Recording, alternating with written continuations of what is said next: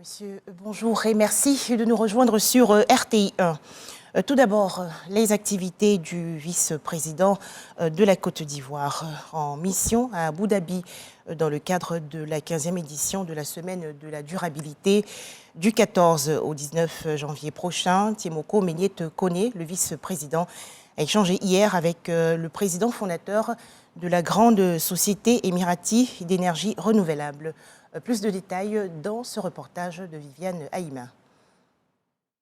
Représentant le président de la République Alassane Ouattara à la 15e édition de la Semaine de la durabilité d'Abu Dhabi aux Émirats arabes unis, le vice-président de la République Kone Tiemoko Menyet a eu un entretien ce dimanche 15 janvier avec le président fondateur d'Amea Power, l'importante société d'énergie renouvelable dont le siège est à Dubaï aux Émirats arabes unis.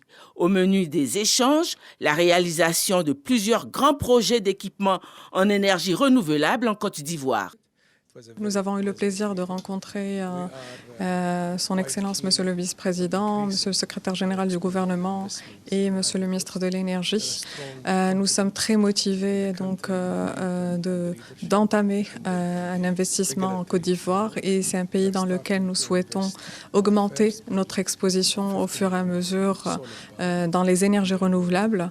Nous commençons tout d'abord par le projet de Bondokou, qui est un projet solaire de 50 MW. Et que nous développons avec le ministère de l'Énergie ivoirien. Cet investissement en centrales solaires permettra d'équiper les localités les plus reculées de la Côte d'Ivoire en électricité et autres commodités modernes.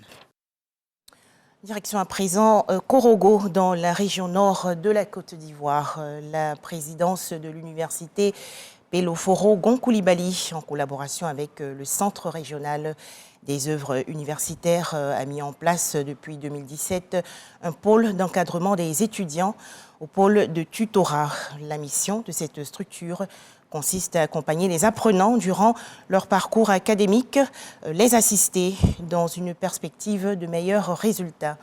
Plus de détails dans le 13h.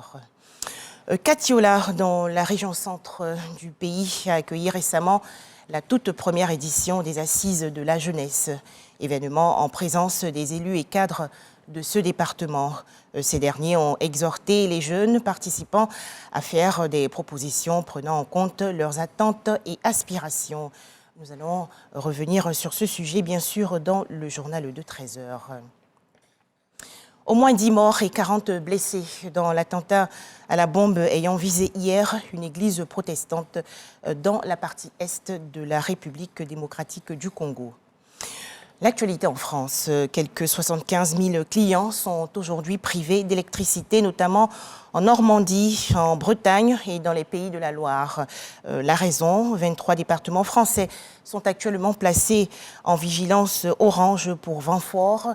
De son côté, la Société nationale des chemins de fer fait état de quelques difficultés de circulation à cause d'arbres tombés sur les voies.